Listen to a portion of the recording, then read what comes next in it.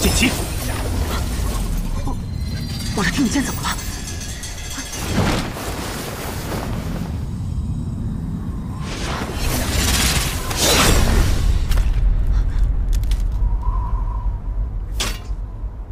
你，我就说你是个娘妈。可是我还是说错了，你应该是仙女吧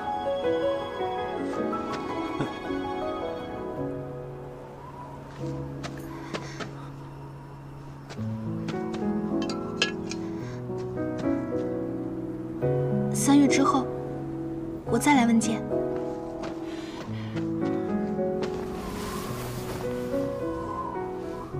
连声音都这么好听。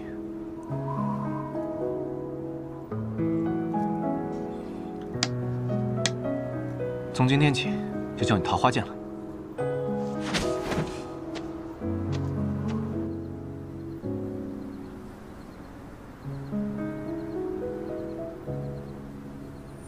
那一次之后，赵玉珍居然就真的坐在那棵桃花树下，等了3个月，只等到冬去春来，山桃花开，都不需要用离火镇心诀，就能很快吃到那又大又甜的桃子了。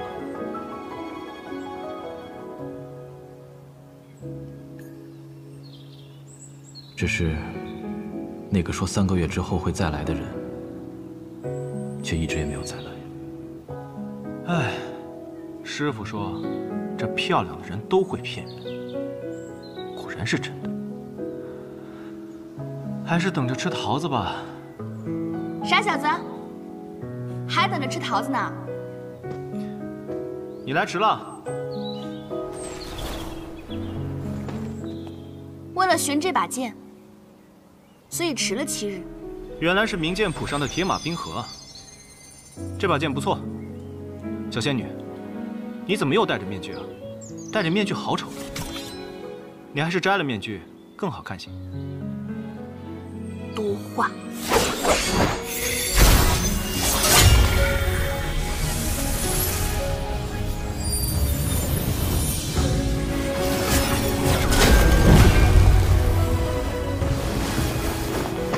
赵玉珍，你这是什么武功？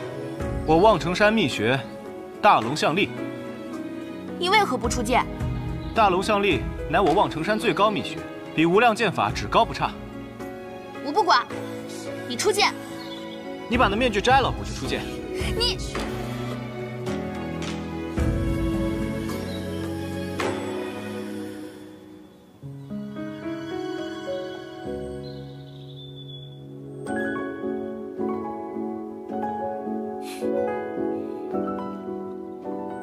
现在好了吧？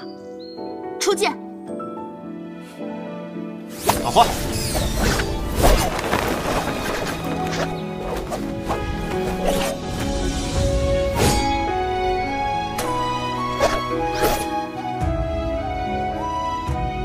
一成一败，谓之一劫。自天地之前，则有无量劫矣。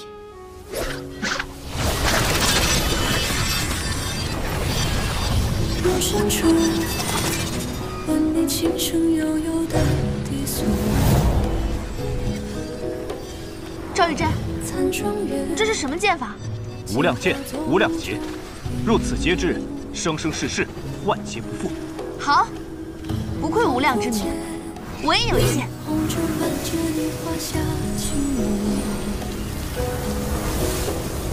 雪漫天，像烟花几度。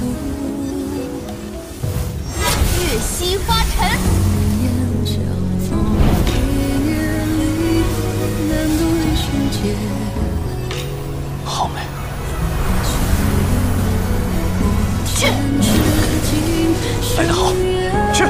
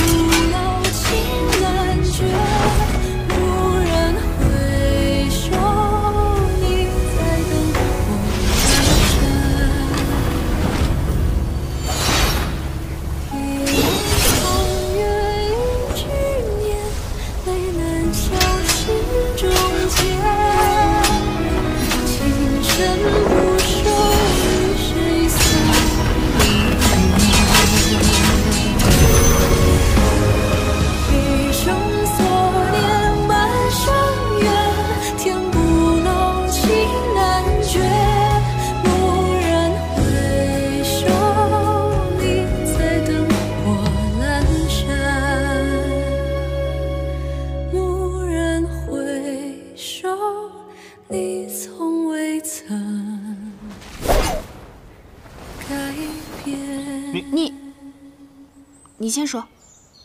小仙女，你长得如此好看，为何总戴着面具遮着自己的脸呢？那你剑法如此高超，为何不敢下山一行？我师父说过，如果我下山的话，会死很多人的。我第3次来望城山的时候，你随我下山。啊？这，我得问一下掌教师叔。你师叔的剑法如何？现在在我之上，不过1年之后嘛，就不好说了。那我便1年后再来。他如果不答应，我便打得他答应。哎，拦了16年，终于还是坠了凡尘。这些都是师父告诉我的。说到这里，师父他就吃醉了。之后的事情嘛，二师尊似乎还上过一次望城山，就在你师叔雷云鹤拜山不久之后。具体的我就不太清楚了。不过你要想知道的话，可以直接去问二师尊。那我不太敢啊。哎，对了，我来这雪月城也有些时日了，为何一直没见到这大城主百里东君呢？你见过呀？我见过。我什么时候见过他？你不仅见过，还喝过他亲手酿的风花雪月。是他呀！下次再见到他，一定好好谢谢他。来，喝酒。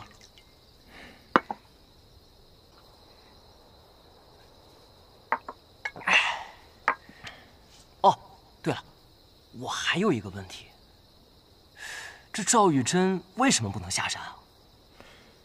江湖上关于赵玉珍的传言很多，传说在她出生之时，一道霞光照进屋内，望城山老天师亲自下山迎接，因为他是神仙转世。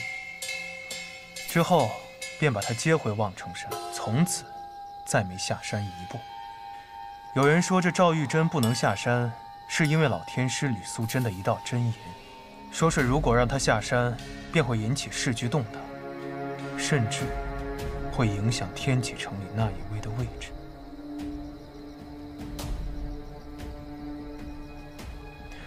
所以望城山外30里，一直驻扎着5000铁甲军，就是怕他下山。不过还有人说，赵玉珍身上聚集着望城山当代的武运和天运，所谓真言不过是杜撰，只是怕他一去不回罢了。那以他的本事，若真想下山，是不是没人能拦得住他？10年莫说是下山，赵玉珍连自己的小院都极少迈出。我猜他是在等一个人，如果这人不来，他可能会一直等下去。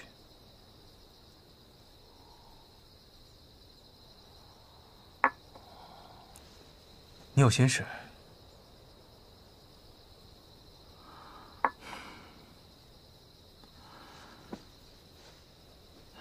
我出生在唐门，是唐门长老唐连月的弟子。原本以为会生在唐门，死在唐门，却忽然被送至这雪月城，拜天下闻名的酒仙百里东君为师。连月师傅告诉我，让我在这里等一个人。我已经等了6年了。你们唐门的人总是这样，从一出生开始，就被赋予了太多使命，所以活得一个比一个累。雪月城的事你要管，唐门的使命你又不能忘。这个世界上这么多人，每天活着，不过也都是为了自己活着，哪有那么多的事情要想？话说你留在雪月城，真的是为了银子？毕竟事关银子的事，都是大事。800两，还真是大事啊！错了，是800万两。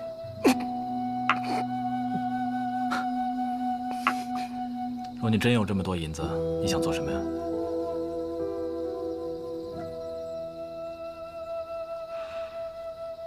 招兵买马，踏碎那天启城。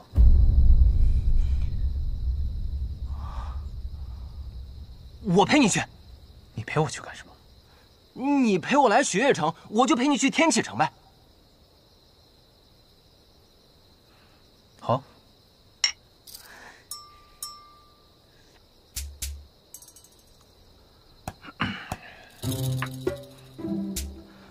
你真不是我要等的那个人。你个大老爷们儿等我干什么呀？怎么跟你大师兄说话呢？信不信我揍哭你？你也就欺负我不会武功吧？敢不敢比个别的？好，比什么？你是酒仙的徒弟，咱们就比喝酒。好。哎，那我去搬酒。来。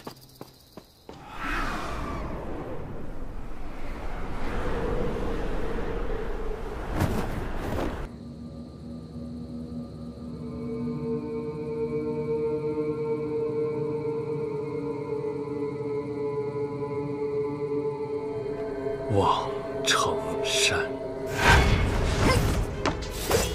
长老正在讨论是否要把你逐出雷家。随便他们，我要练剑，成为剑仙。我知道峰哥你性子倔，也不打算劝你，可你要告诉我，为何西剑？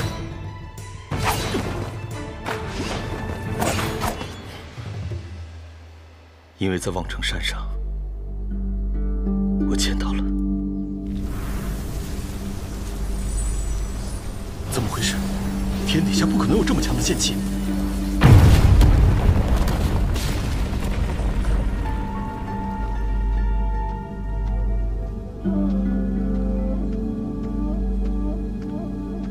姑娘，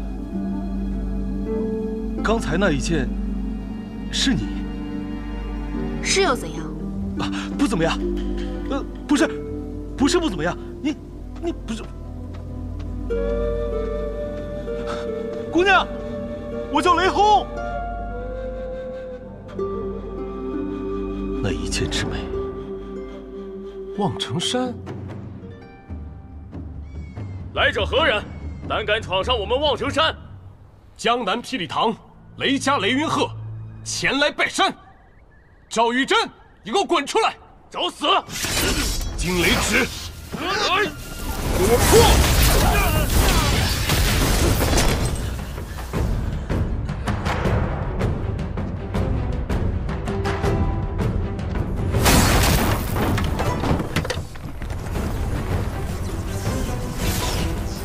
我兄弟见了你的剑，说世上武学最美的乃是剑，我也想见识一下。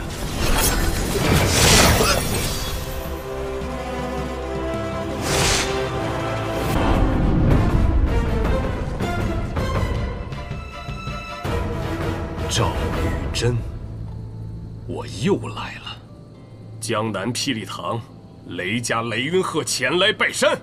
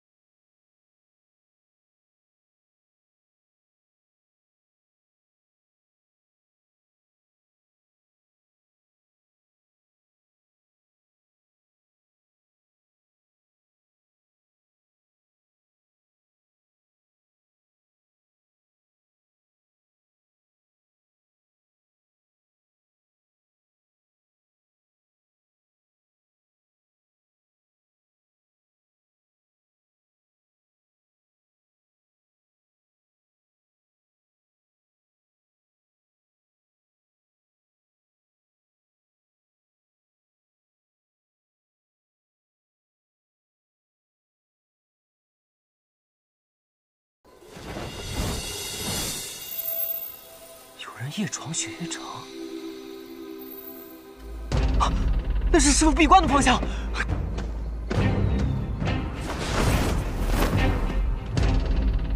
你是谁？我还想问你是谁呢。我可以说我的名字，但你敢听吗？师傅正在闭关，这几日不让人打扰。你若要拜访，再等2日吧。2日之后，你上山来，我不拦你。你是李寒一的弟子，他居然也开始收徒弟了。你叫什么名字？雷无节。好了，快把路让开，我急着去见李寒一，不要耽误我的时间。我前面说了，我师父正在闭关，我虽然没用，但也不能这样就让你过去。荒谬！你能拦住我？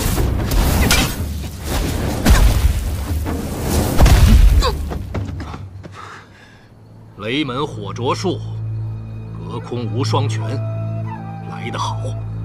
你究竟是谁？为何要夜闯雪月城？认识这把剑吗？断剑。这柄剑的剑首是被李寒一所斩断的，但这把剑的名字叫断水。一剑断水，千江绝流。你是无双城城主宋彦回。无双城要大举进攻雪月城了！哎，瞎说什么呢，臭小子！我是来找你师父试剑，没工夫跟你闲扯，快把路让开！宋城主若是执意要过去，请出剑。让我出剑，你还不够资格。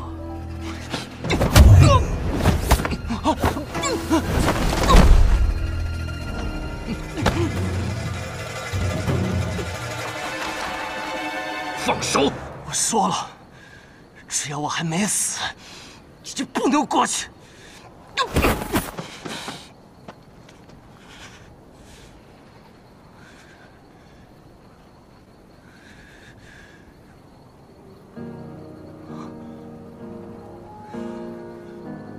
听雨。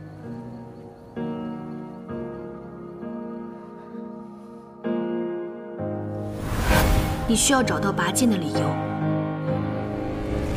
拔剑的理由。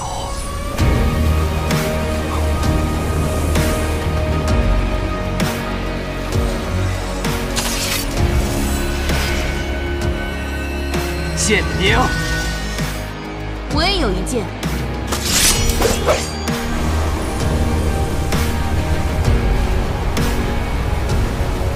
剑名。月溪花尘，月溪花尘，雪月剑仙李寒一所传。请宋城主赐教。够美，你够资格接我一剑。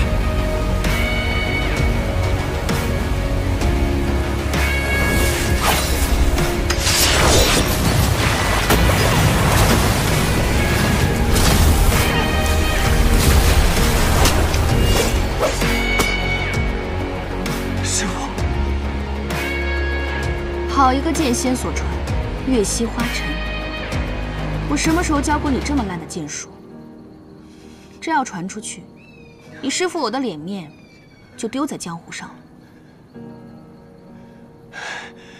师父，我明白拔剑的理由，只不过拔出了一柄剑，就这么高兴？以后还怎么教你上乘的剑术？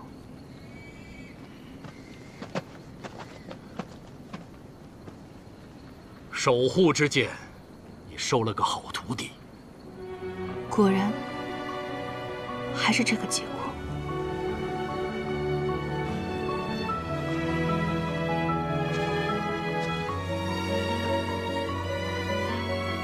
听说你也收了一个徒弟，开启了无双剑匣，正在修习13飞剑之术。我这个徒弟，天赋远在我之上，他5年之内必成剑仙。好，5年。我这徒弟3年之内必成剑仙。哎，你永远都这么骄傲。宋彦回，你找我试剑3次，败了3次。不过这一次，将是你我最后一次试剑。从今天起，你将不再奢望敢战胜于我。来吧。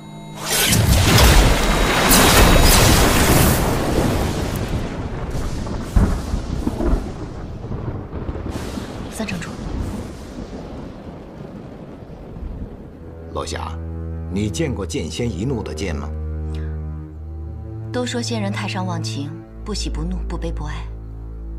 除了以霸剑闻名的怒剑仙，其他似乎每一个人都不轻易动怒。因为平时轻易不动怒，所以一怒拔剑时便可毁天灭地。韩一生气了。宋颜回他伤了雷无节。雷无节拔出了听雨剑，是韩一最害怕的理由，拔出了剑。落霞，你跟宋颜回在苍兰江有过一段渊源，你去救他一救吧，不然的话，恐怕天下4城之一的无双城主就要死在雪月城了。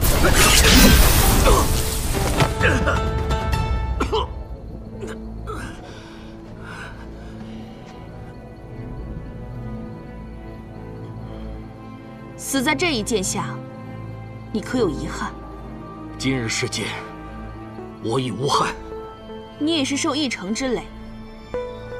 如果你不是无双城城主，你的修为不止如此。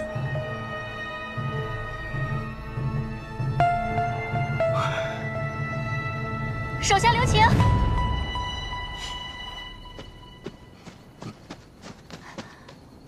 为何？你打了3次都打不赢，还要硬来，你有完没完？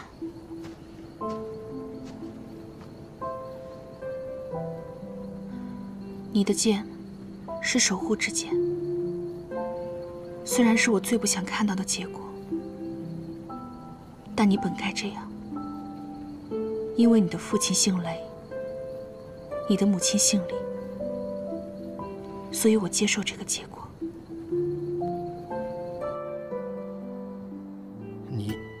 你怎么会在雪月城中啊？别动！你装什么糊涂？我就不信你不知道我在雪月城。在与不在，又有什么区别？那赢与不赢，又有什么区别？我收了个弟子，他的资质放眼天下都找不到第2个。我相信。他一定能够担起我复兴无双城的重任。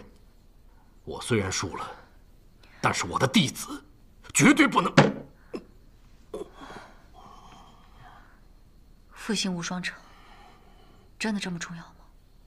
打败雪月剑仙，真的这么重要吗？那我呢？我就不重要了。对不起。打你个负心汉！你什么你？我打的就是你！臭小子，你知道我是谁吗？我管你是谁，谁让你欺负我师傅？今儿小爷不打断你的狗腿，小爷我跟你姓！师傅，等我逮着他，替你样样。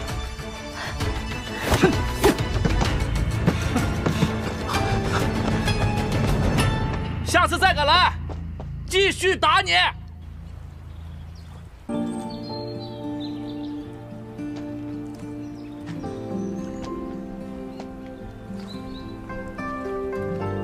师傅，您又输了。输了，这次输得很彻底。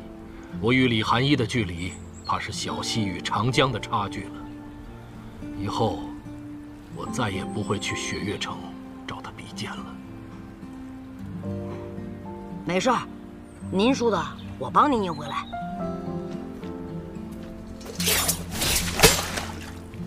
这一次，我见到一个人。他说他叫雷无节，江南霹雳堂雷家雷无节，好像没什么名气啊。以后你便会知道。难得你这个记性，还能记得住一个人的名字。因为他很特别。我那天见到的人，都很特别，我都记住了他们的样子。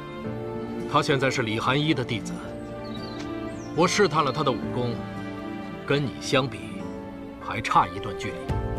我对李寒一说：“我的弟子5年之内必成剑仙。”可他却说：“这个雷无节只需要3年。”看来他对这个弟子是寄予了厚望啊。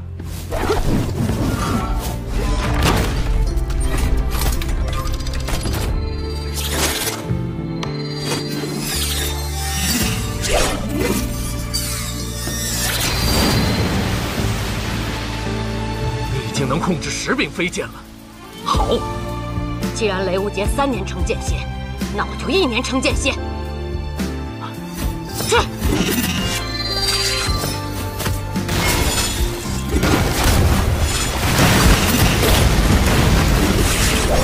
上。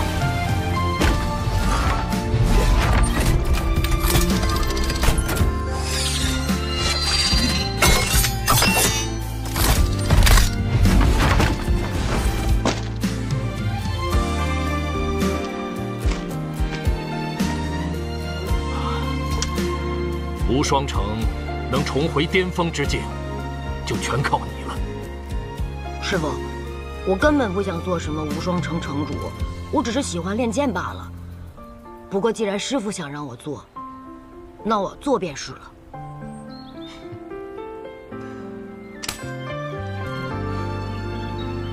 好了，随我回无双城吧。嗯。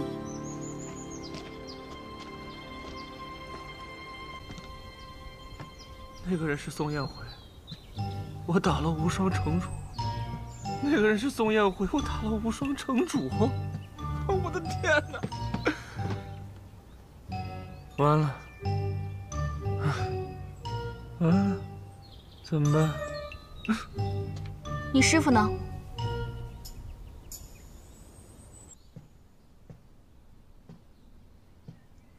宋彦回走了，昨夜就走了。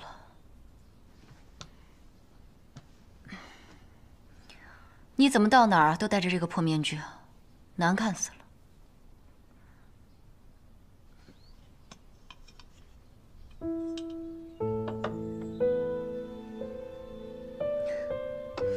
这10几年来，你的容颜没有一丝变化，戴着面具还能养颜，这可真是稀罕。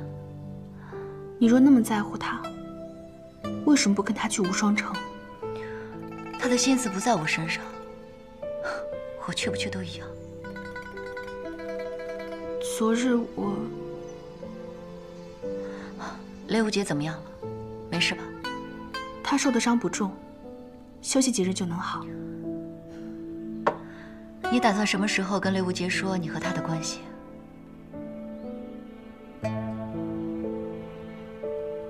我不知道该怎么开口。当初送他去雷家的时候，只不过是一个3岁的幼童。能否记得有我这个姐姐，都还两说。更何况这些年，我一心都在练剑，都没有去过雷家看她。我这个姐姐，也真是够不称职的。不过现在这个样子，其实挺好的，真的。这算哪般好啊？那日我劝你去找赵玉珍的时候，你也是这般说。那是不同的。我所练的止水剑法，要求心若止水，而他……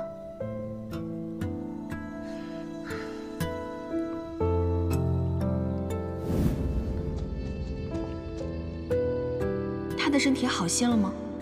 在几位天师的帮助下，已经恢复清醒了。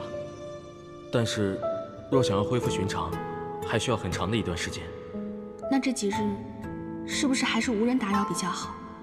掌门说，若是被人打扰，很有可能会再次走火入魔。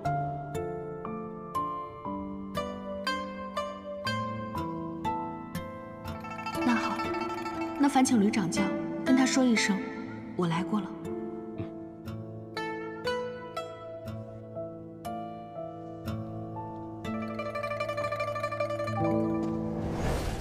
现在这个样子，对我们俩都好。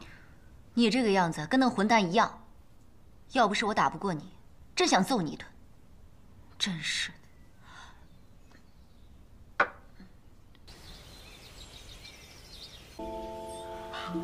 唉，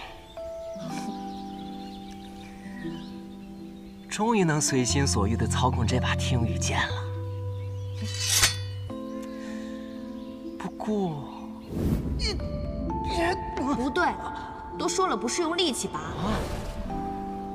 总觉得哪儿怪怪的，就好像漏了点什么。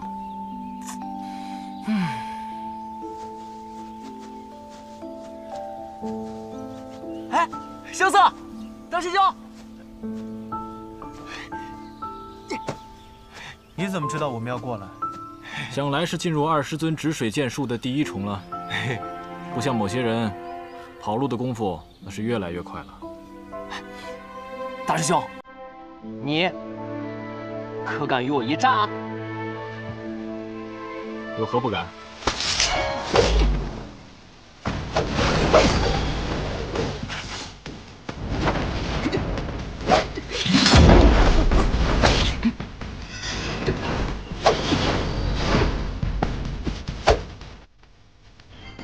此剑，雪月剑仙所传，月溪花尘。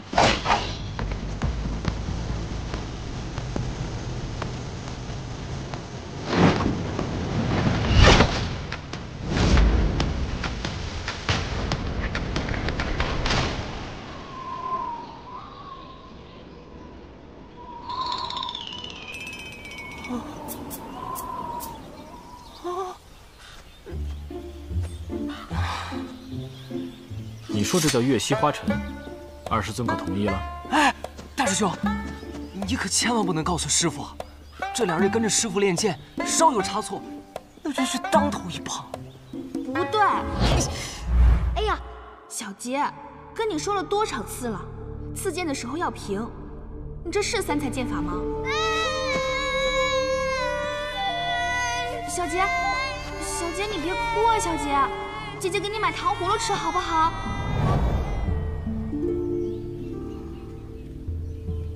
刘不杰，刘不杰，傻小子，你发什么呆了？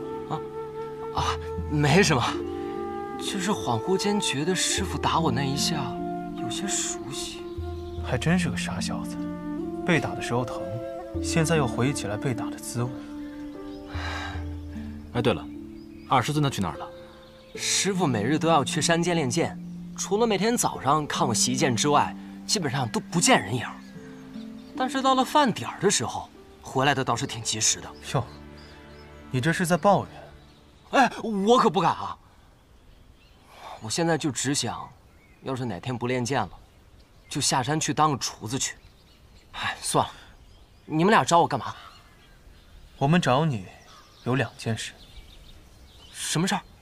第一件事，你师叔雷云鹤数日前又上了一次望城山，同样是1指破开上山路，2指掀了乾坤殿，这3指夹住了赵玉珍的青霄剑。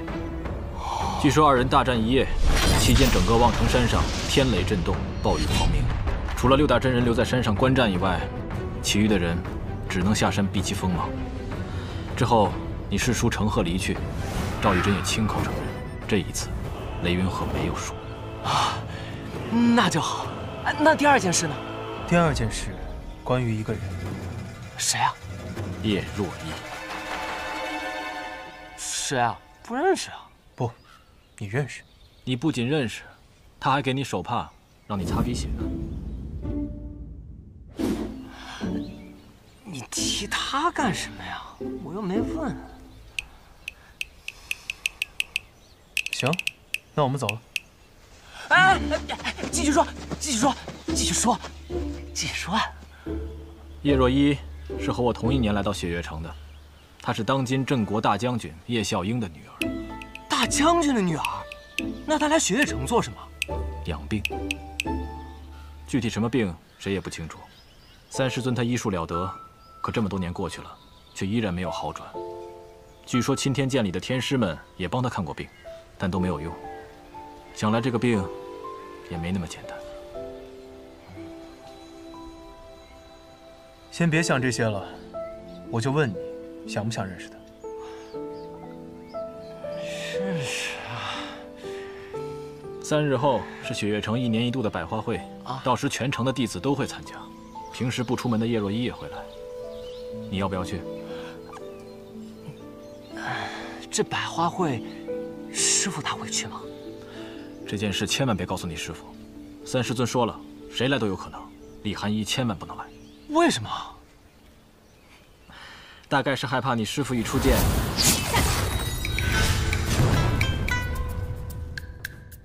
然后百花会上的花全都给毁了。那这百花会是做什么的呀？比武吗？百花会上不谈武功，只谈风雅。参加的多是一些年轻一辈的弟子，吟诗作对，把酒高歌，算是我们雪月城1年1度的盛事了。这把酒还行，吟诗作对，我不太懂啊。而且咱们习武之人，吟诗作对的话，是不是显得有那么一点娇柔造作了？怎么？那吴昕在于师传你拳法之前也吟了一段诗，你觉得矫揉造作吗？哦，也是啊。这吴昕的确是个妙人，也不知道现在怎么样了。这家伙可不简单，当日顿悟6通之术，就能与那无双城的无双一战。这么久过去了，想必功夫更加精进了吧？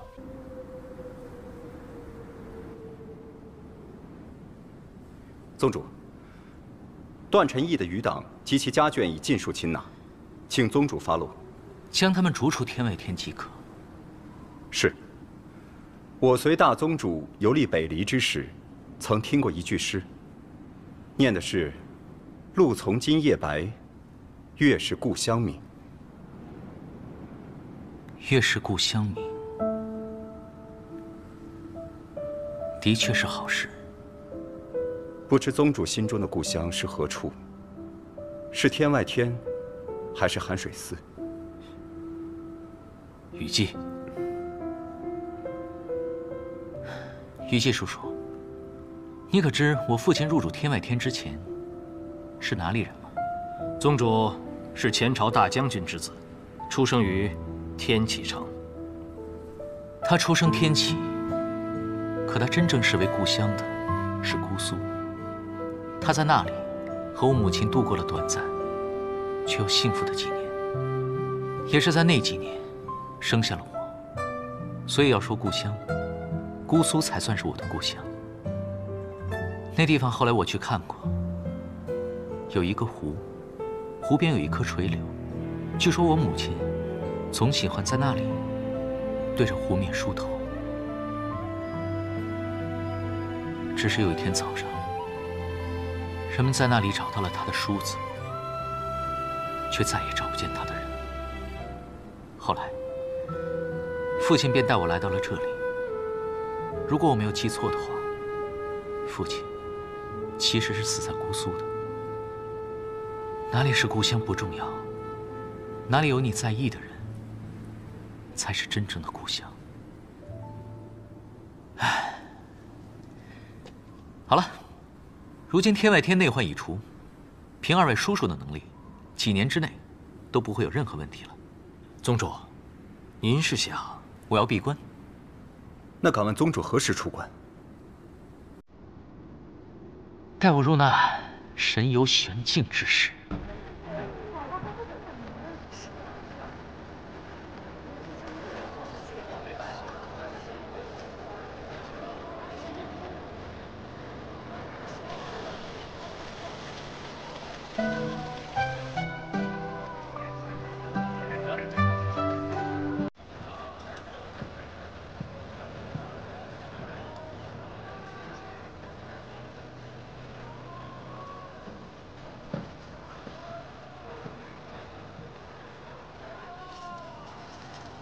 风花雪月，确实风流。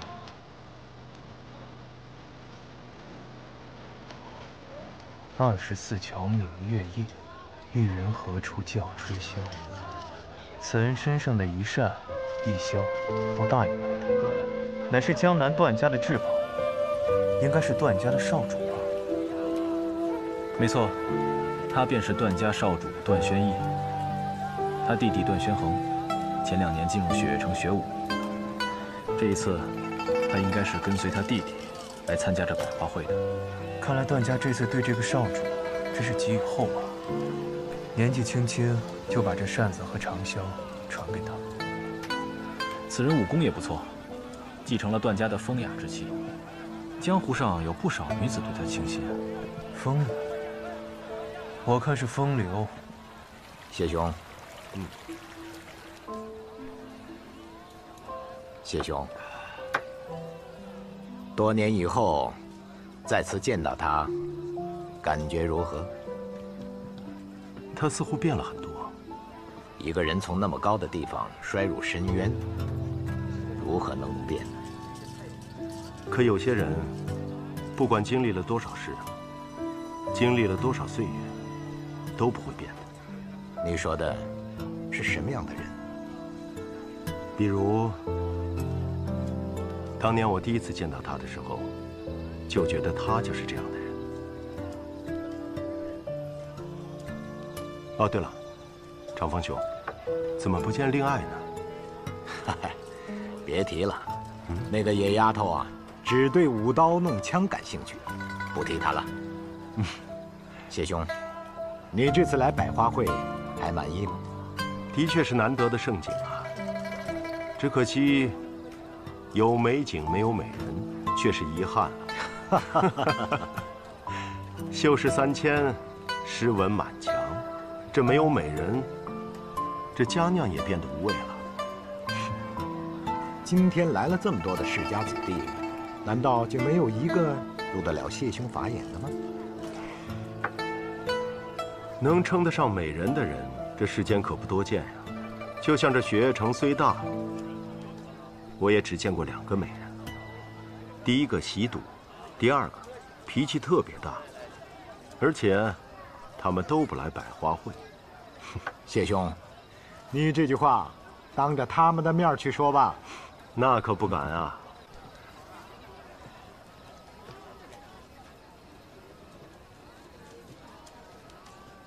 那小憨后怎么还没来？没想到你还挺关心他的终身大事啊。我也挺关心大师兄的终身大事，也不知道那天女蕊最近给你写信了没？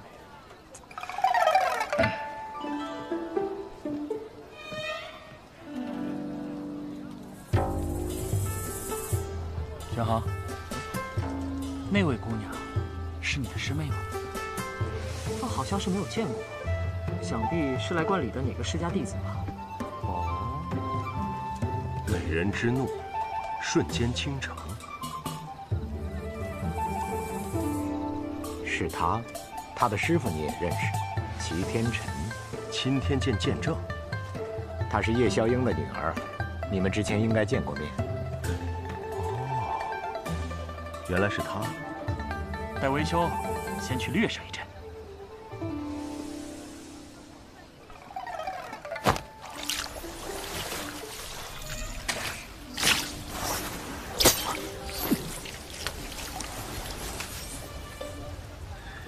大师兄，你失手了。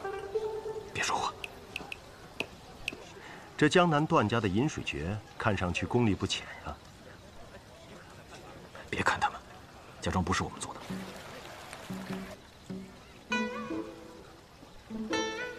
本来也不是我做的。你们家的大弟子，我看是低估别人了。我们家的这位大弟子啊，以前总是一副苦大仇深的样子。前阵子出去了几个月，回来之后呢，倒是有了几分人味儿。这才没过几天，怎么就学会了跟别人家争风吃醋了？这俩人谁啊？一个是大师兄唐莲，另一个是3师尊新收的弟子萧瑟。唐莲，倒是听到这个名字很久了。兄长，切莫冲动。是强者，才有一战的意义。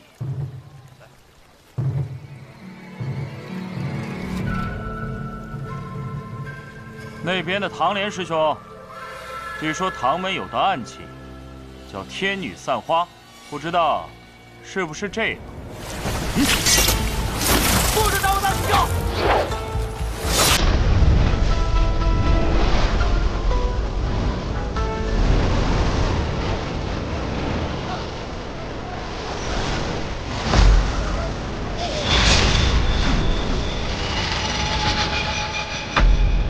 真是，有什么样的师傅就有什么样的徒弟。他这一来，就要把我这百花会给弄秃了。刘武杰，住手！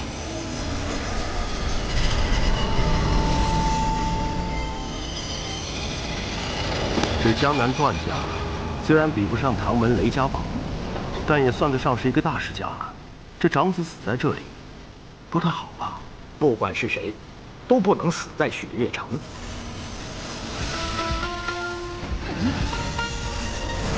控制不住这股剑气了。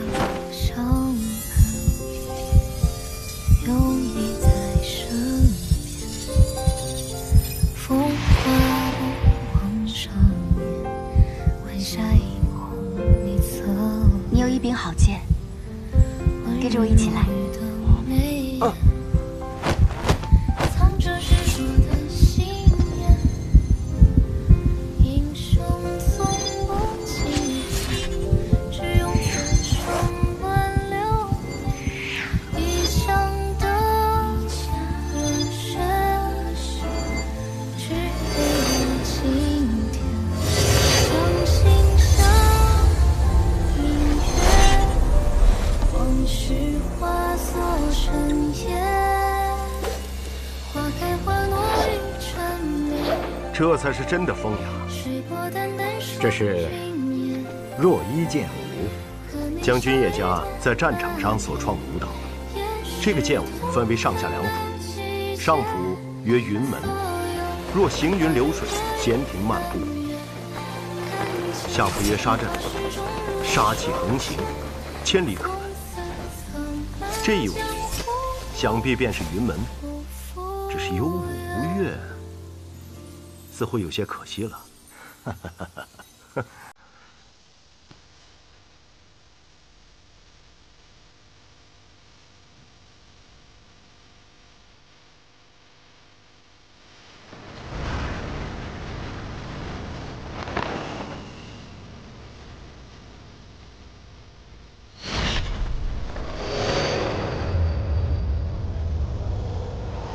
好琴技啊！ 的确是好琴技啊！四公兄，我觉得我寻到了一个答案。你要的东西，我会给你。真的？借萧一用。如见薛，谢薛。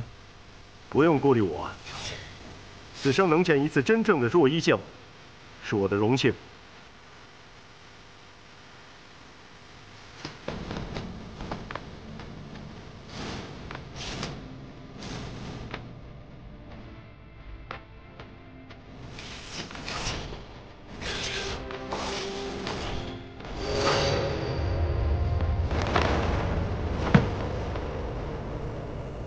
我欲乘风向北行，雪落轩辕大无喜。我欲借船向东游，绰约仙子引风逆。我欲踏云千万里，庙堂龙吟奈我何？昆仑之巅沐日光，沧海绝境现青山。长风万里雁归来，不见天涯。 人不归。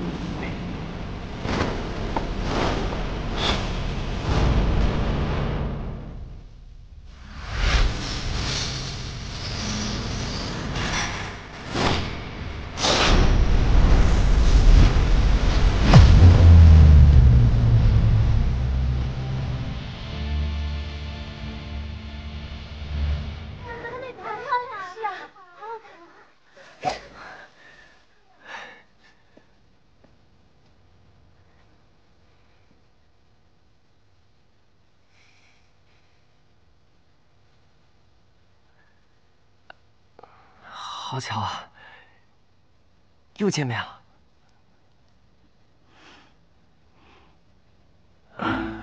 虽然我不懂其中之事，不过这样的开场白，是不是略显得有点烂？烂到令人发指。是啊，又见面了。有美人兮，见之不忘；一日不见兮，思之如狂。哟。有故人要来了。谢兄，还不快跑！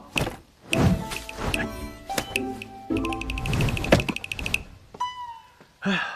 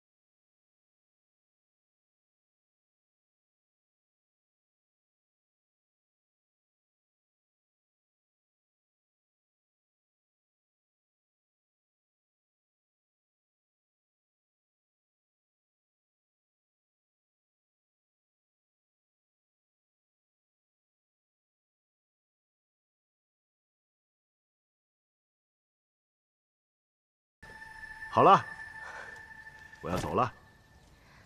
我才刚来，你就要走？就真的这么怕我？相见不如不见，不见如相见，眼虽不见，心已见。死书生！兄与人。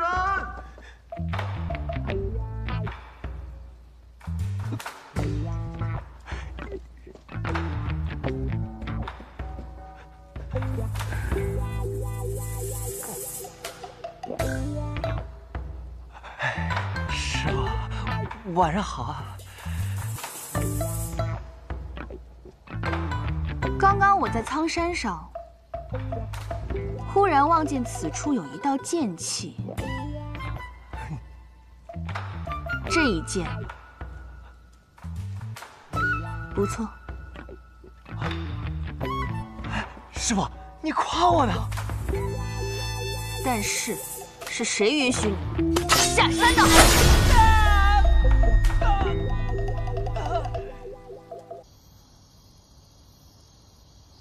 师傅，你怎么从来不去参加百花大会啊？再美的花，看了10几年也就看厌了，有什么好看的？哦，对了，刚才那个人是不是就是读书个剑仙的谢轩啊？还真如传闻中一样，儒雅又霸气。哼，死书生。他还送了我本书，叫《晚来雪》，但他送给别人的书都挺特别的，我的那本好像听竹书轩就能买得到。你喜欢那个叫叶若依的女子？啊？为什么？因为她长得好看。就这一个原因？好像也没有别的原因了。哼，你也倒是坦诚。师傅，我说她长得好看，不是因为我喜欢全天下所有漂亮的女子，只是我见他的那一面，就觉得自己有些不对劲了。但仔细想想，我不了解他的过去，也不知道他的性格，连他喜欢什么、讨厌什么也不知道。想来想去，或许也只有那一眼的心动吧。又或者是，他长得好看，可是长得好看的人都喜欢骗人。哎，师傅，您这么说，您被漂亮的人伤过？师傅说，这漂亮的人都会骗，果然是真的。师傅，我错。我第3次来望城山的时候，你随我下山。啊？那我便1年后再来。哎。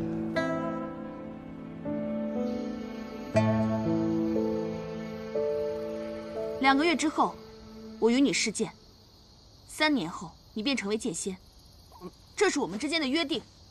什么时候有这样的约定了？哎，师傅，你等等我呀！谢轩先生是你找来的？是的，我把你的事情告诉了他。他说他最近正在修习一门武功，能够对你有益，我便把他邀请到雪月城，把这门武功传授给你。 谢谢，你不用谢我。谢轩和你我的交情都很好，但是想要让他传授武功，仅凭这些交情是远远不够的。他的武功，只教他让他觉得能够配得上他的人。你刚刚抚琴的时候，他才做出了这个决定。看来此书真的有奇效，3言2语，你便看出了一些门道。 真切流转，万法通行。谢轩先生给此功法命名为流转。看来谢轩没有骗我，他说你照此功法修习3年，你的功力就可以慢慢恢复到从前的大半。再加上我的药理之术，就算胜过当年，也是指日可待。但是，你要切记一点。什么？虽然他在书上没有提到。 可是以你的聪明才智，你很快就会发现，流转之术不但可以帮助你慢慢的恢复功力，还可以帮助你短暂恢复到最强的力量。但是如果你这样做了，便会前功尽弃，甚至还会有性命危险。短暂的恢复到鼎盛时期吗？3年的时间，其实并不长。 确实，我在那客栈都待了不只有3年了。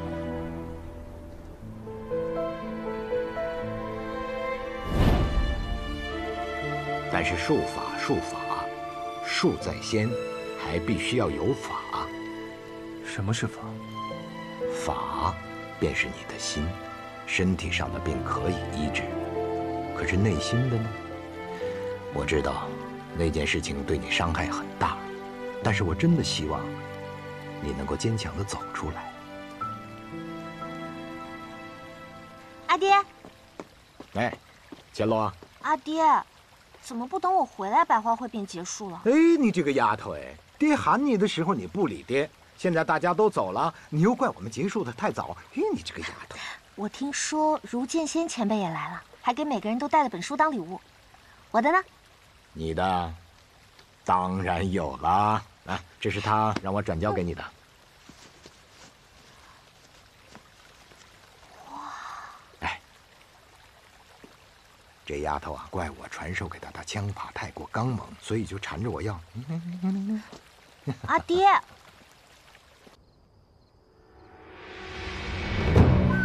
燕回，这些年你做得很好。大长老，还请有话直说。 这些年，无双城从没落到重新崛起，全靠燕回你的操持。你是中兴之才，但是无双城现在需要的却是一个开疆辟土之人。哦，一个野心勃勃的人。对，今日起，城里的大小事情，你就不用再操劳了。交给宋涛负责吧。师兄，好久不见。这无双城城主的位置，我本来就没有多大的兴趣。但是，松涛，他没有这个资格。你说什么？松涛当年的武功便不如我，所以他才出走无双城。如今你们把他找回来，不过是因为他更容易控制，更愿意听你们的命令行事罢了。颜回，你逾矩了。我这个城主可以不做，但我要推荐一个人，我该有这个权利吧？当然。就这小子吗？就你这小毛孩也想当城主？先和我试下刀吧！确实是个小毛孩。无双，来了，师傅。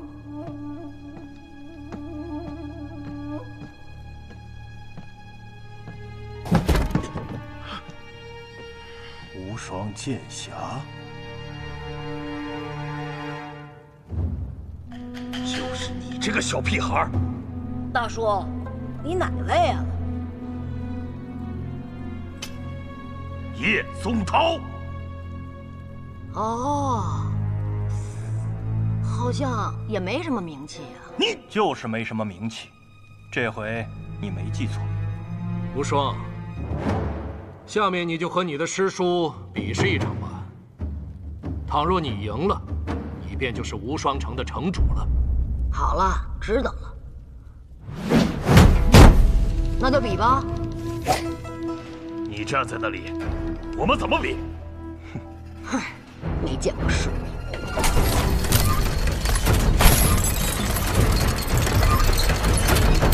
云霜、清霜、风香、绕指柔、玉如意，陪这个大叔好好玩玩。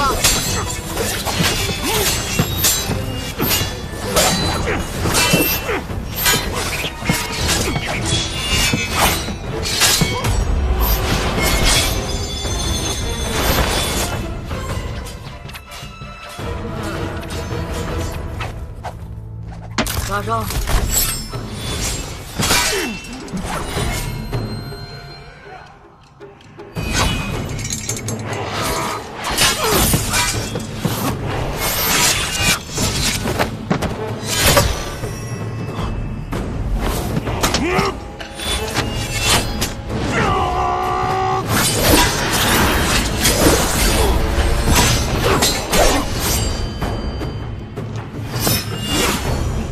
你的刀叫断破，我的这柄飞剑叫杀生，也算是你来我往了。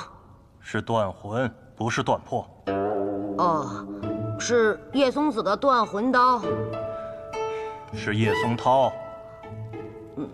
想吃松子了。颜回，你有一个好徒弟，竟能同时控制6柄飞剑，这样的天资，无双城100年来也未曾见着了。但是，你剑指师门长辈，太不敬了。不敬？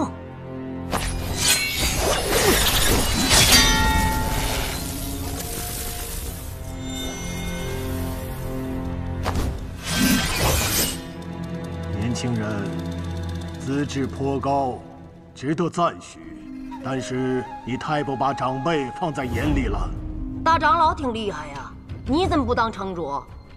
我老了。我倒是挺年轻，你觉得我能当城主吗？颜回，你培养了一个无双剑侠的主人。是。这样的人应该带领无双城回到真正天下无双的时候。一座城池的命运，真的要压在一个孩子的肩上吗？师傅，我虽然记性不好，但我才不是孩子呢。我是无双，天下无双的无双。从我叫这个名字的时候，我是不是就注定要坐这个位置了？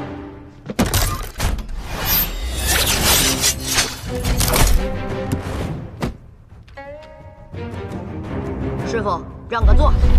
大胆！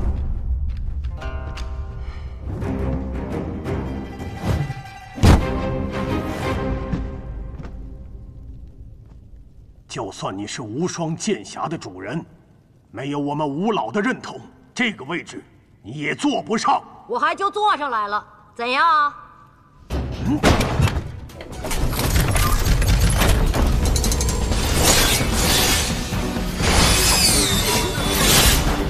大长老，你说这位置我能不能坐？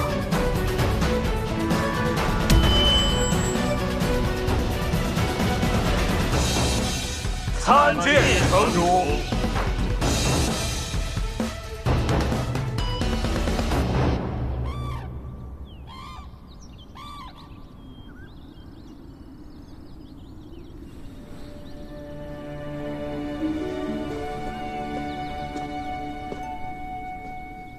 师傅，我来履约了。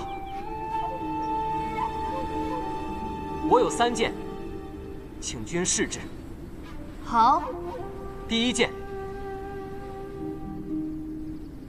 雪月剑仙所传，月溪花尘。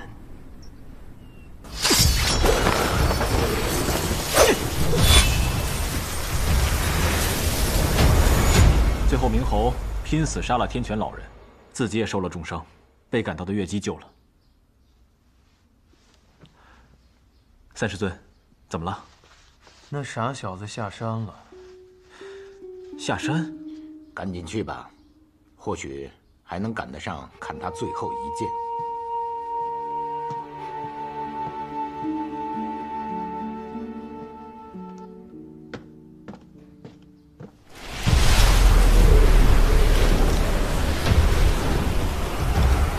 很好，雷轰在你这个年纪，剑术不如你。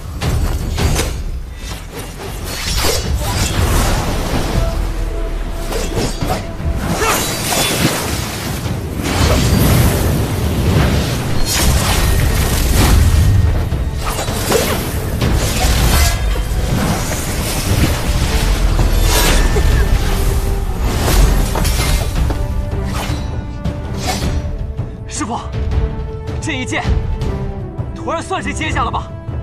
勉强算是接下了，不过只有这个程度的话，你接不下剩下2剑。只有用这个办法了。剑回！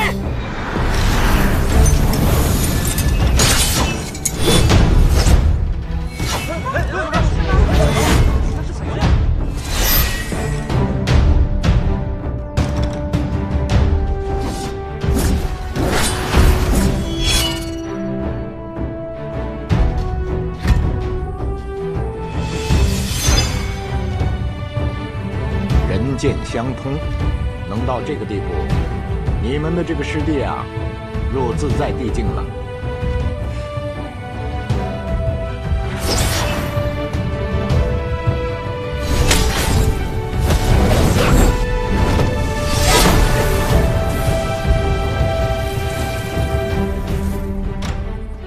第2剑，双手剑术，其一，雷门剑客，雷轰所传；其2，雪月剑仙李寒一所传，名指云烟。这第2剑，请师傅试之。好，为师也赐你一剑，这一剑也有一个名字，叫平地一声雷。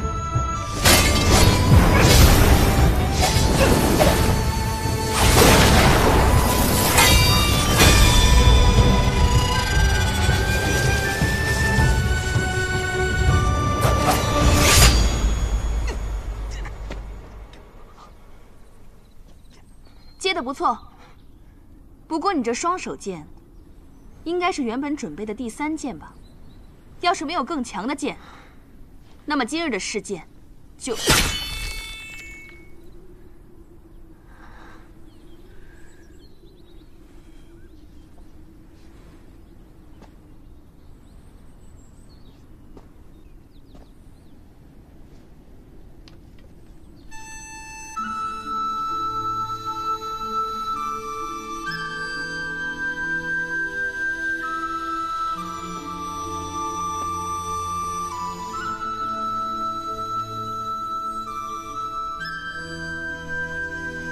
你这是什么？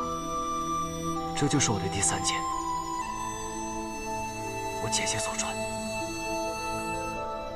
走，刺剑，你的右腿要弯一点，眼睛看前方。好。3才剑法，平刺。刺。扫，收回来。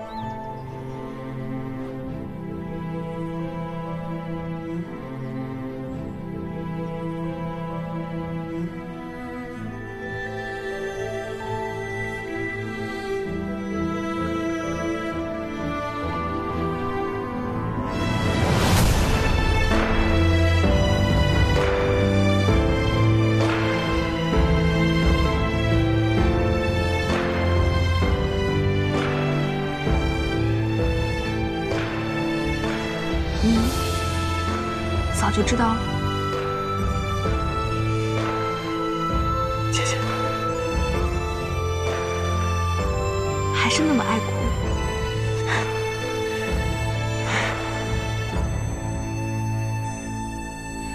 小姐，这些年你受苦了。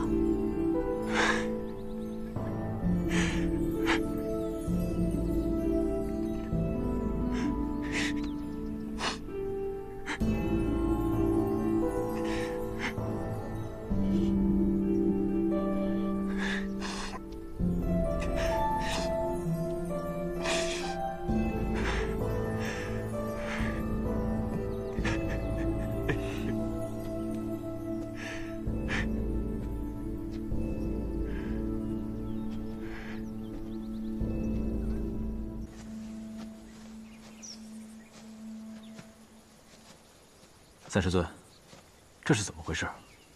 刚才2师尊他……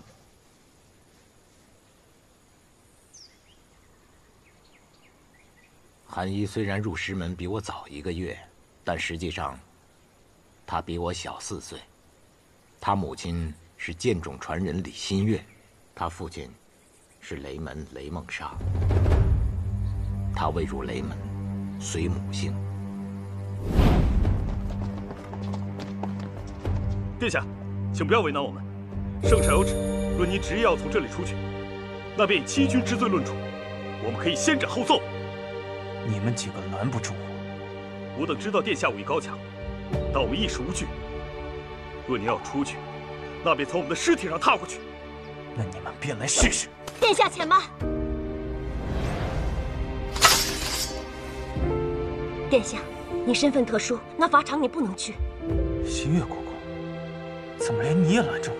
不，此事便交给我了，由我去将王爷带回来。相信我。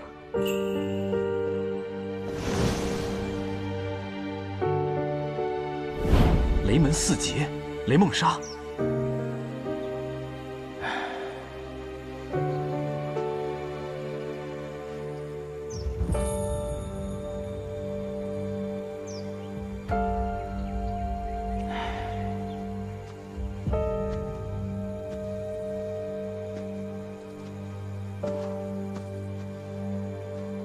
萧瑟，你发什么呆呢？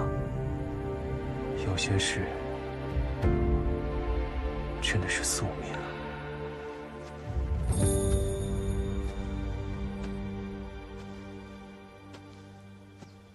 姐，这个是……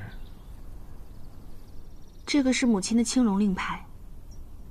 20年前，父亲母亲保着当今圣上，杀入了平清殿。后来父亲受封成了8柱之一，远征南绝，死在了战场之上。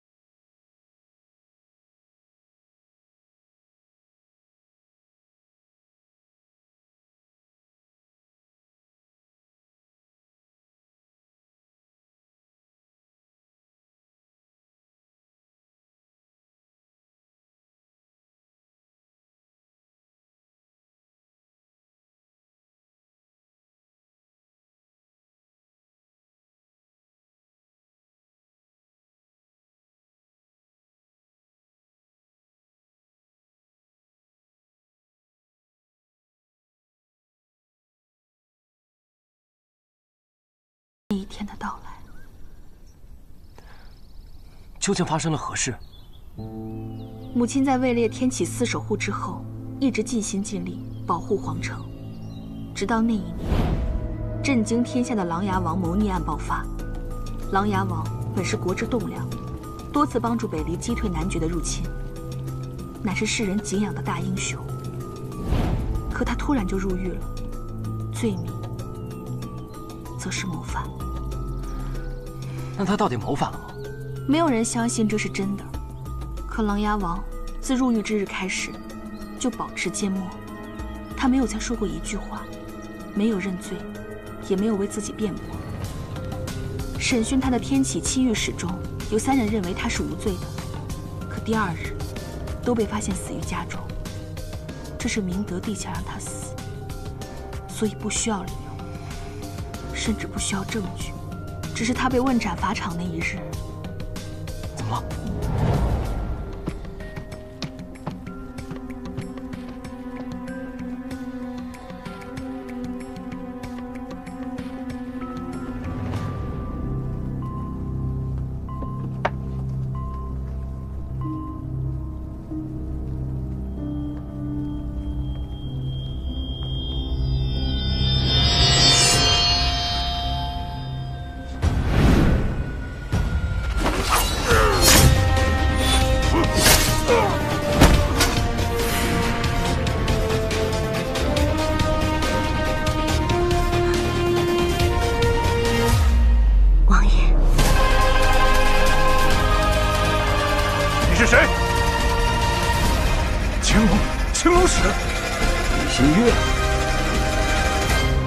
母亲出现了。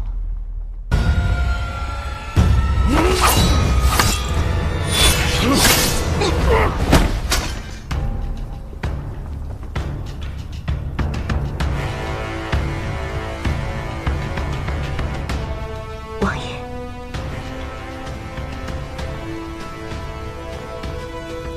你是谁？青龙使。李新月，你也要谋逆吗？我本不曾想谋逆，但陛下却逼着我谋逆。哼，疯了！拿下！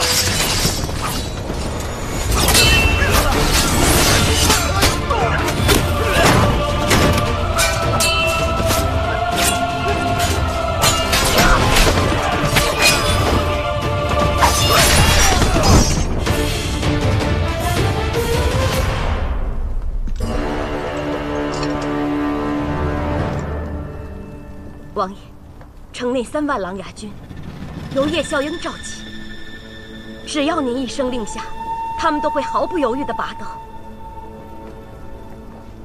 王爷，北离境内80万琅琊军也在等您的一声令下。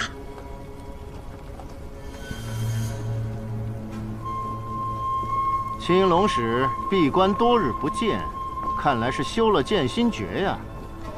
可剑心诀就算是再强，以你一人之力想劫法场，哼，未免也太天真了吧？国师，你在看什么？我看到了一道剑气。剑气？此剑气势可摧万城。哼，什么样的剑能摧万城啊？嗯，孤乃天子，岂能退凡人之剑？剑仙之剑可摧万城。剑仙？哦，他到了，陛下速退。何人？大胆李寒衣，你莫以为自己进入了剑仙境界，就当真天下无敌了？雪月城的2城主，青龙使的女儿。说吧，有何需求啊？下面的这2个人，我要带走。可以，但只能带走1个。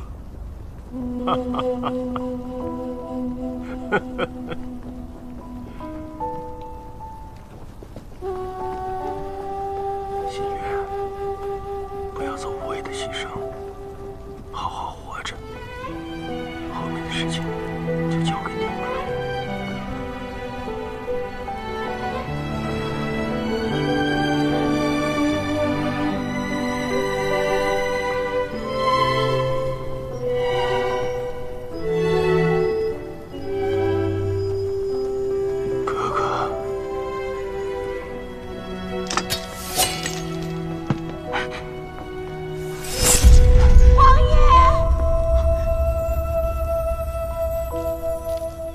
就结束了吗？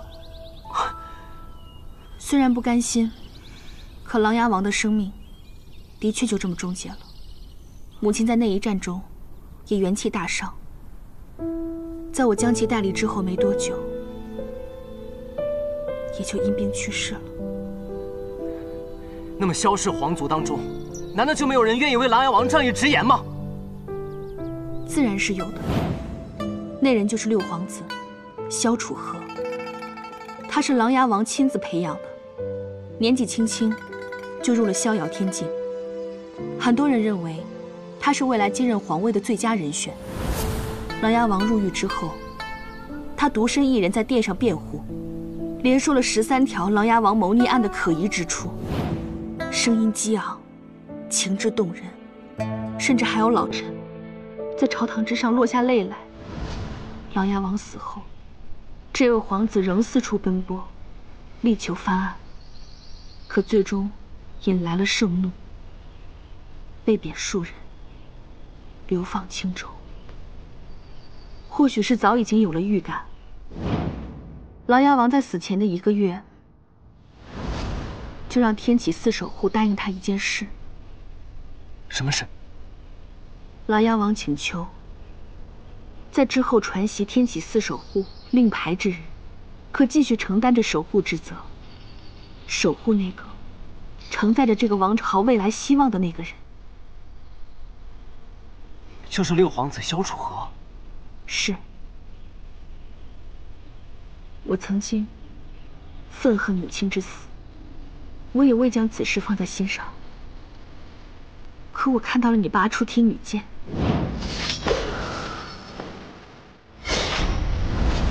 我知道你的剑跟母亲一样，你是守护之剑。当然，你也可以选择今日要不要接过这个令牌。既然是母亲遗命，那我定当奉命而行。况且六皇子是如此大义之人，我雷无节敬佩他。好，那从今日起，你就是这一任的天启4守护，东方卫青楼。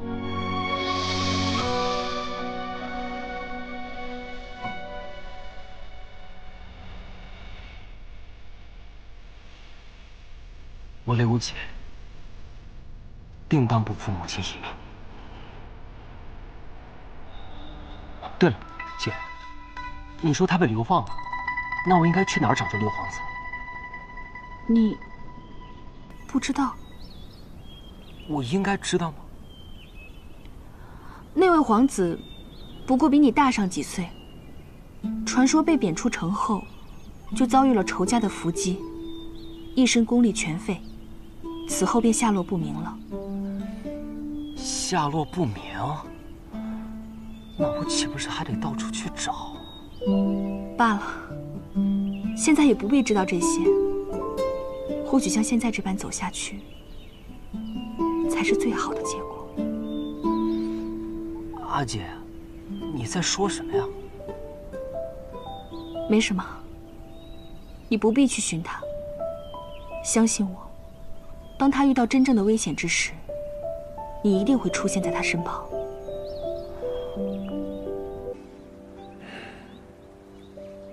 那个傻小子，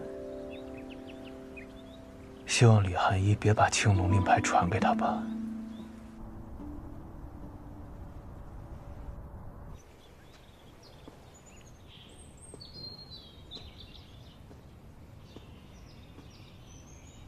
儿臣参见父皇。哟，哈哈，冲儿来了！哎呀，来，坐。谢父皇。哎呀，冲儿，你是故众多的皇子中最为稳重的一个，啊，喝茶。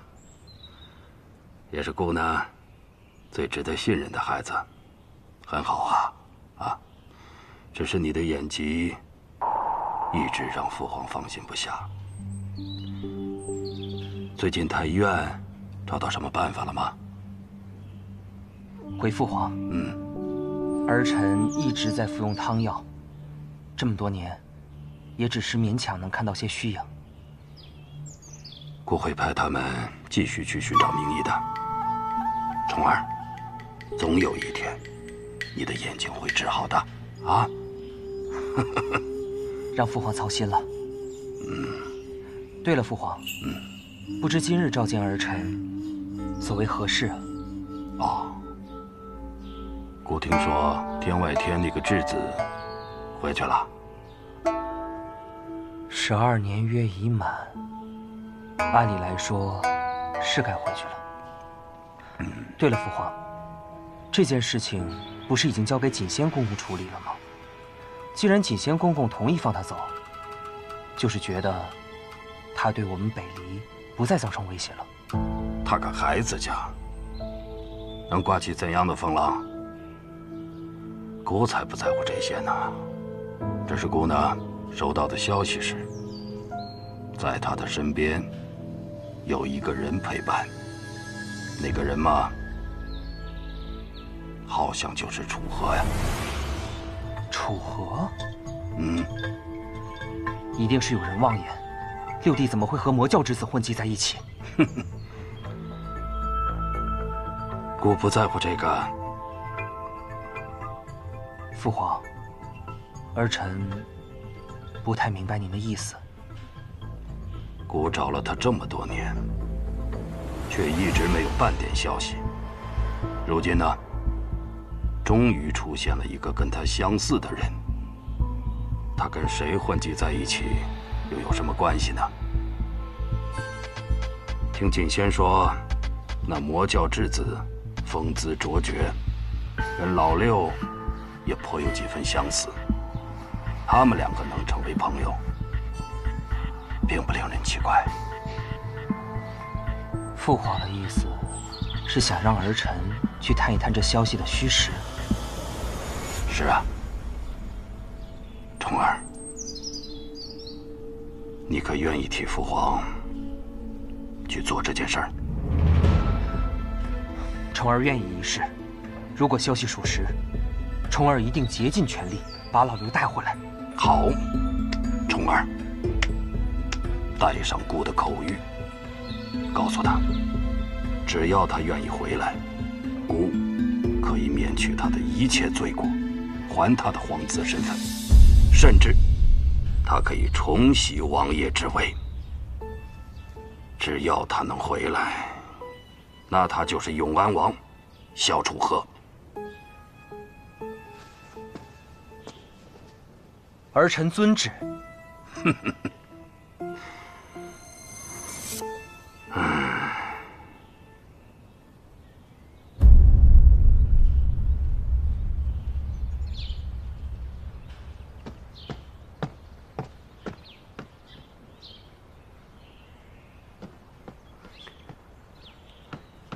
嘿，你怎么一点反应都没有啊？这才过了1日，你怎么又逃下来了？自从我接了我姐3剑之后，便不用在苍山上继续练剑了。我姐说，只要我每日花几个时辰专心练剑，剩下的时间可以在雪月城自有安排。嘿嘿。摘下了师傅的面具后，相认了姐弟的身份，倒是变得宠溺起来了。看来这天底下的姐姐都是一个样子，雪月剑仙也不能免俗。哎，你怎么对雪月剑仙是瓦解这件事情一点都不感到惊讶呢？这有什么好惊讶的？你是雷门的人，李寒衣是雷梦莎的女儿，你们本就是血亲，只是关系亲疏的问题罢了。传闻新剑传人李新月是江湖4大美人之一，且极为聪慧。怎么就有你这样的傻儿子呢？哎，那不是还有我爹吗？哎，我爹雷梦莎怎么样啊？战场之上身披银甲，脚踏神驹，是个鬼神般的人物。那战场之下呢？话痨起来闯祸，琅琊王对其十分头疼。哦，我就是我爹，不对，我随我爹，我姐随我娘亲。所以你来找我到底有什么事？哦，对了，你对雪月剑仙是我姐这件事情不感到惊讶，我还有一件事情一定让你惊讶到下巴都掉到地上去。是吗？萧老板，我天下白小，能让我惊讶的事可没几件。千洛师姐要嫁人了。哎，你看，是不是很惊讶？从哪儿听来的小道消息？那自然是听我姐说的呀。所以千洛最近忙着找夫婿，哪儿来的夫婿啊？他最近抓紧练武呢。刘姐，我有点不太习惯我们现在的对话方式啊，总感觉你我的身份好像反了。以前那个平时一问三不知的人，不应该是你吗？哎，那是平时我都让着你的。哎呀，罢了罢了，我就一口气说完。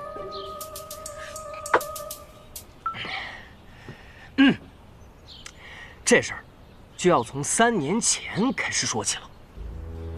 那年千洛师姐及笄，江南段家少主前来求婚，请了10个门派的长老，段家上下3辆马车的聘礼来雪月城订婚。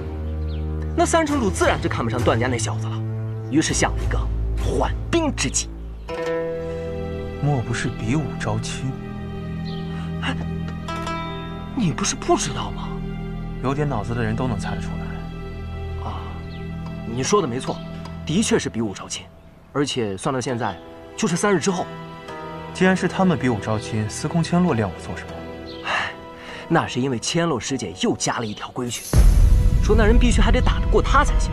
那段家自然是不同意了，说什么女子嫁夫须得温婉庄闲，不应该执迷于舞刀弄剑之事。于是呢，这条规矩就做了一些变更。若是雪月城的弟子拔得头筹，就还得过师姐这一关。明白了，这司空千洛压根就不想嫁，他是让雪月城弟子先赢下来，他再上去把人给打下。没错，就是这样。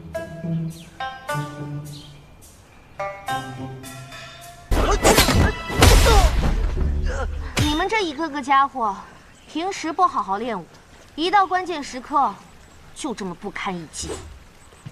千洛师姐不仅自己勤学苦练，还帮其他弟子训练呢。击败那个姓段的没什么难的，我那天看到他出手了。他最后一道暗器虽然将唐莲逼入绝境，但其实是因为唐莲不愿出手伤其性命，故意放手。哦，若论实力，唐莲远在他之上。我怎么听见有人在夸我呀？哎，大师兄。我只是阐述事实罢了。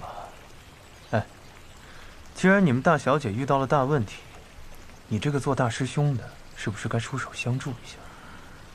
我不能出手。为什么？若我出手，最后就剩下我跟千洛一战。以雪月城的威严和千洛的性格，众目睽睽之下，我自然不能像登天阁放水雷无节一样放水千洛。再说了，这么多年，我跟千洛早已如兄妹一般，总不能真的让我娶了她吧？哼，哪那么多理由？我看你就是怕参加比武大会，被天女蕊知道了，破坏你们俩的感情呗。你再乱说，我可揍你啊！我相信大师兄是真心的。还是雷师弟懂我。相信什么呀？对天女蕊是真心的。我看你小子也欠揍了。哎，我不说。不对，我不能去，雷无节你可以去。那我不行。为什么？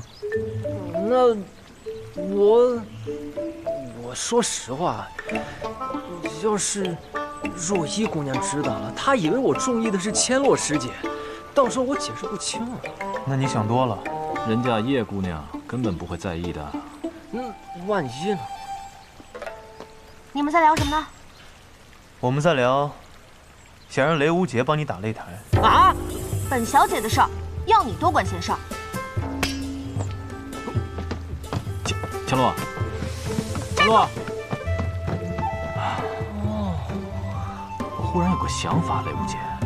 大师兄，看到此情此景，就连我都很难不产生这个想法。小四，别跑！这才刚刚消停几天呢，又开始了。我这个女儿啊，我倒不这么认为。他们这个年纪，越喜欢一个人，就越喜欢跟他作对。只可惜3天后的比武招亲，我还没有想到一个万全之策。实在不行就耍赖吧。耍赖这个事儿，大城主老干，你不妨试一试。他耍赖是因为有我在后面给他收拾烂摊子。我要是耍赖的话，那整个雪月城的威严可就荡然无存了。难不成真的让千洛嫁出去了？千洛要嫁，一定要嫁给他自己喜欢的人。这个事情交由我来办。我左看右看，整个雪月城能够出战的，确实是你那个弟子，骆明轩。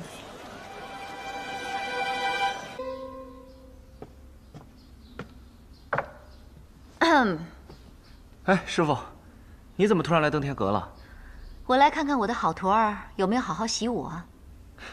放心吧，师傅。最近呢，我一直在研究这个仙人六伯，越看越有几分门道了。相信我，总有一天，我一定能悟出其中剑法的奥妙。你别看那些人一个个现在威风凛凛的，等我成了剑仙，定给师傅你争光。现在就有替我争光的机会，去不去？师傅，你该不会让我替千洛师姐打擂台吧？我可不喜欢她，她那杆枪那么厉害，我想想都害怕。怕什么呀？女孩嘛，就是嫁了人以后才会变得温柔。以前千洛的娘亲是很厉害的，千里奔袭，追到司空长风以后，一脚就把她从马上踹下去了。可是后来呢，还不是雪月城最温柔、最美丽的女人？那我还是觉得师傅你更美一些。就你胡诌！你入城拜师的时候，千洛娘亲已经走了，你根本就没有见到她。说吧，为什么不愿意打这擂台？我已经有心仪的姑娘了。心仪的姑娘？我怎么不知道？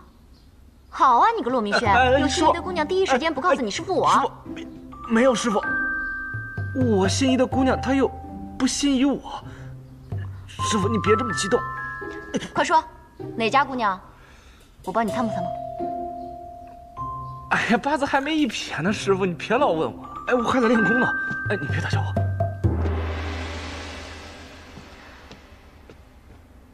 师傅这是受司空长风所托，实在是没有办法了。要不这样，你把他们都打下去，然后你输给千洛不就得了？真的可以这样？这次稍稍不这么卖力，不就输了？这么快就回来了？搞定了。好。怎么，不高兴的样子？不是因为这件事情。又发生什么事了？有贵客要来雪月城。既然是贵客，又为何一筹莫展？因为这位贵客，他姓萧。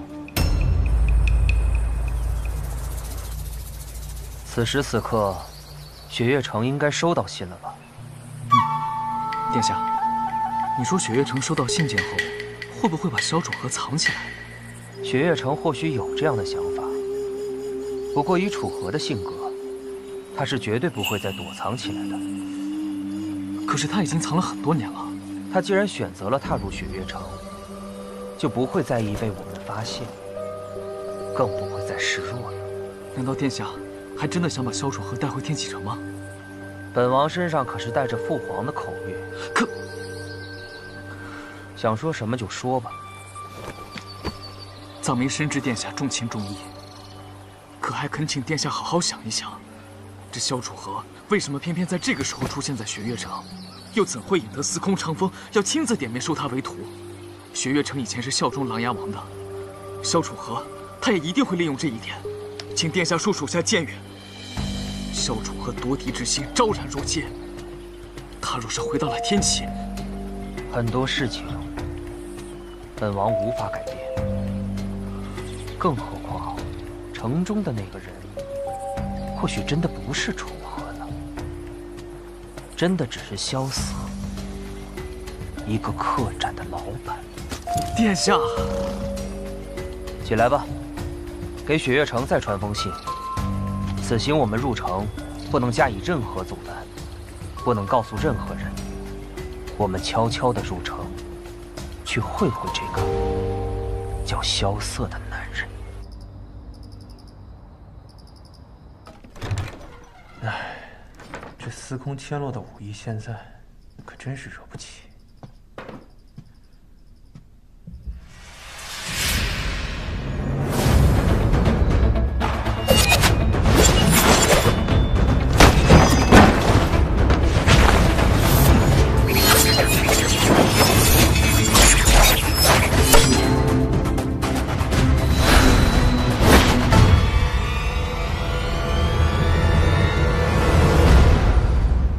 你明明可以再躲，怎么放弃了？我若是想脱身，这袖子怕是废了。光这袖子，200两银子呢。你就为了一条袖子，命都不要了？一看这龙须针就知道是大师兄大驾光临了，还打什么呀？再说了，我在这外面被追了1日了，难道回来屋内还得接着跑不成？这平日里只知道你的轻功卓越，今日一试探之后，才发现你的反应跟敏锐也是一绝，只是没有内力罢了。说这个干什么？哎，我和大师兄白日里做了一个决定。别说了，你们的决定我拒绝。你都还没听呢，怎么就拒绝了？因为我已经猜到了。啊？此行一路走来，我们经历了很多事情。大师兄，你莫不是想晓之以情，动之以理吧？我们只希望萧老板为我们雪月4节的情谊做出一点牺牲。什么雪月4节？哎呀，我取的名字，真难听。相信我，我们的计划万无一失，简直天衣无缝。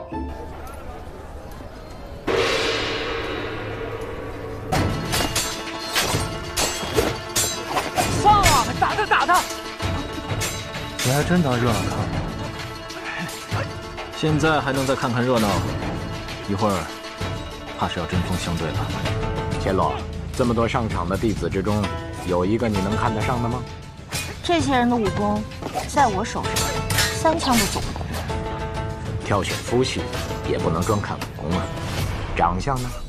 长相，连雷无杰都比他们强100倍。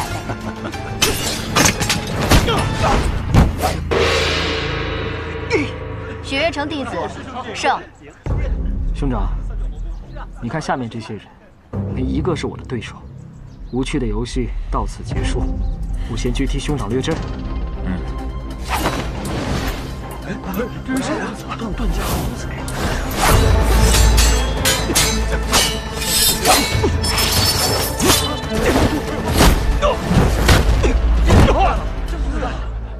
段宣衡胜。来的是何派弟子？原来是贵客莅临，3城主已经交代过了，有请贵客入城休息。这雪月城今日是发生什么大事了吗？为何街道上空无一人？今日是我们3城主千金比武招亲的日子，大家都去看热闹了。此刻3城主应该在演武台看比武招亲呢。比武招亲？对。臧明，臧明在。难得碰到这样的盛会，我们去看看。好，走。慢点。萧瑟，你快下去吧。跟这种人打，脏了我的手。现在再不上，怕是来不及了。对啊，你看，没人应战了，这都没人上了。萧瑟。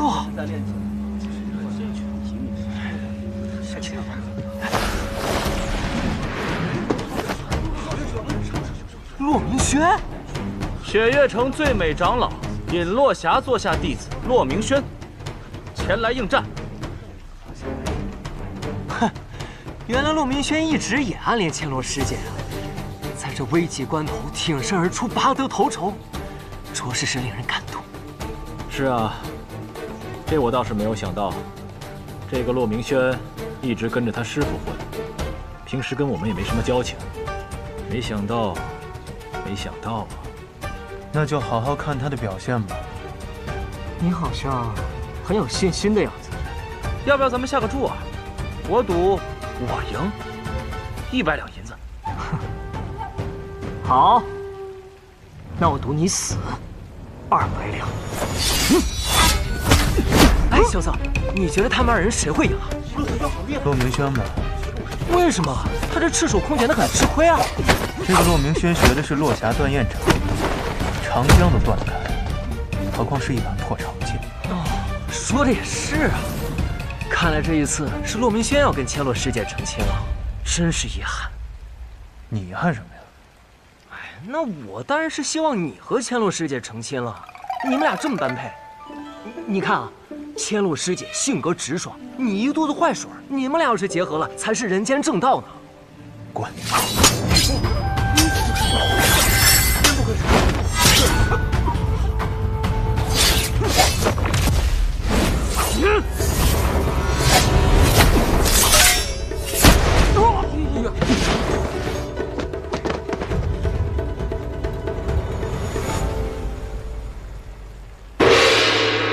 雪月城弟子骆明轩胜，承让，承让了啊！段家段轩逸，请指教。这家伙来了，他很厉害吗？在这年轻一辈当中，有绝对胜算的也只有唐明。单看方才骆明轩那一掌的威力，胜算也不小。哎呦，段家少主，久仰大名。你能胜过我弟弟，也算有几分能耐。可我这一关，你过不去。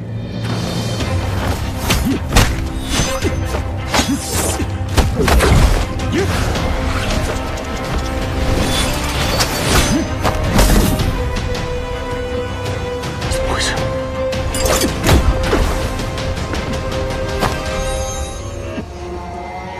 哎，这怎么回事啊？骆明轩中毒了。啊！看起来不对劲啊！师兄没事吧？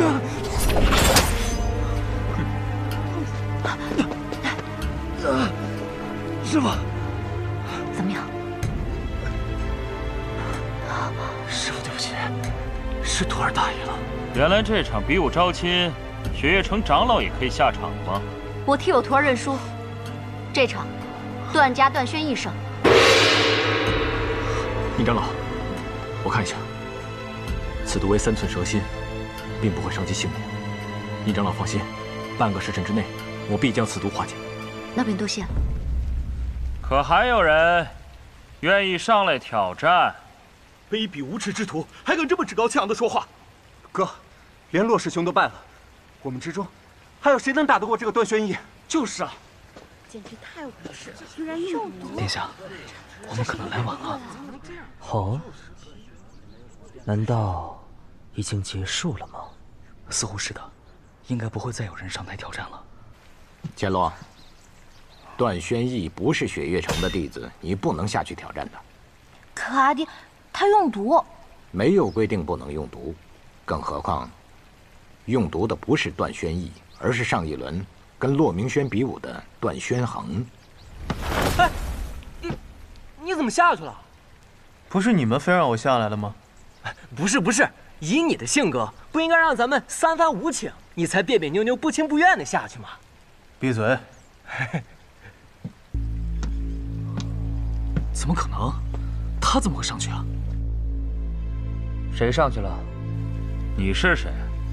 雪落山庄萧瑟。你就是那个被枪签收为弟子的萧瑟。你说是就是吧。殿下，有一个问题，现在已经有答案了。是楚河上去了吧？是的，堂堂6皇子萧楚河，现在竟然在雪月城参加比武招亲。是的。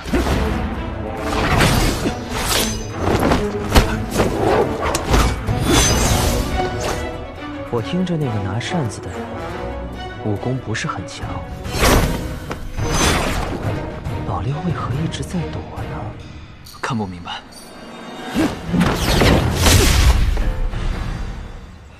24桥扇。阁下轻功卓越，见识也广，只可惜光靠着躲是赢不了我的。赢不赢得了，走着瞧。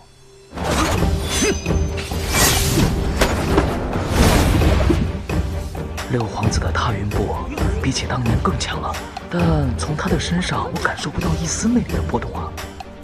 难道老六的武功真的全被废了？哼！我已看穿你的步伐，10招之内，你必败无疑。那你就试试。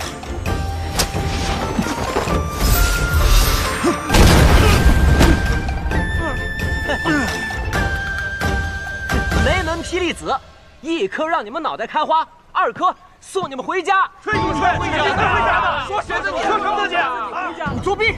你用雷门火器，你们还用毒呢？你闭嘴吧你！萧瑟，把那霹雳子都给我扔出去！好。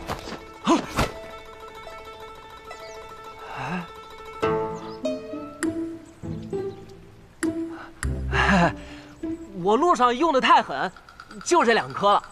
你去死吧！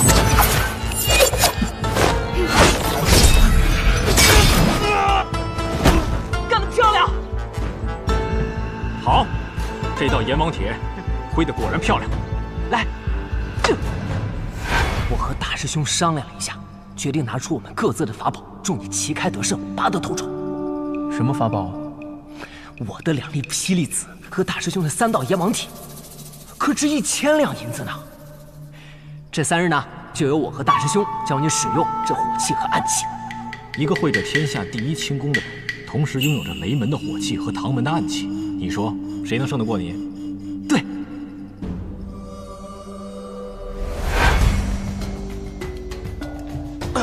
24桥扇，正面只有23桥，极尽风雅；背面只有1桥，名曰断。风雅已息，只谈生死，不够风雅。你究竟是谁？雪落山庄萧瑟，赢了你的人。雪月城萧瑟胜。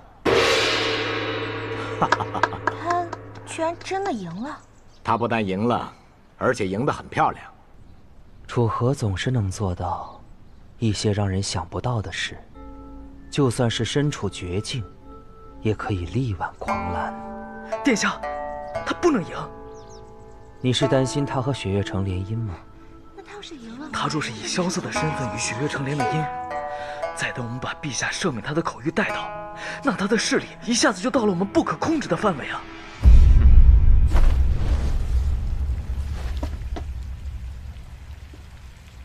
萧瑟，你刚刚表现得很出色。哟，想不到司空小姐还会夸奖我。殿下，皇子婚姻都得宗庙做主，岂容得他私下联姻？可他现在只是萧瑟，不是皇子。殿下，您只要先把口谕颁了，他就是萧楚河。我倒想知道，这场比武招亲的结果如何。师姐加油！师姐加油！师姐加油！萧瑟加油！师姐加油！虽然你赢了他们，但你还要胜过本小姐的枪。我认输了。这孩子完成了任务，就连再演一下都不可以了吗？藏明，楚河这个人还真是习惯了给人惊喜，也习惯了给人惊吓。萧瑟，这怎么回事啊？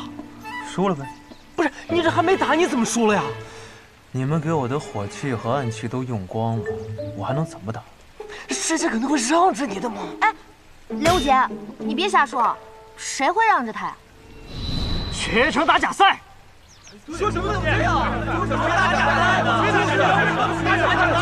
这怎么又打假赛了？这样，打架！你这些手下败将，都给我闭嘴！真麻烦。比赛已经结束了，你们觉得怎么样就是怎么样，走了便是。拦住他们，让雪月城给个交代。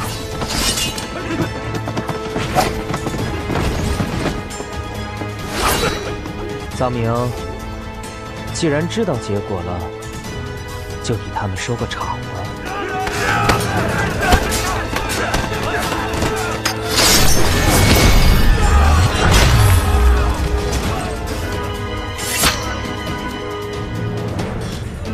北离国白王殿下虎驾至此，尔等跪拜相迎。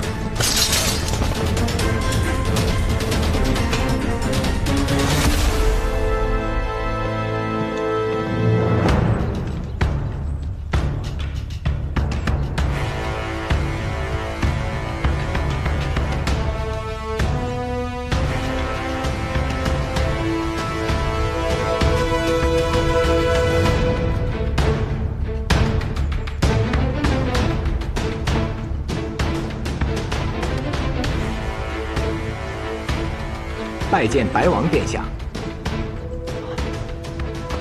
要死了！许久不见了，朱雀石。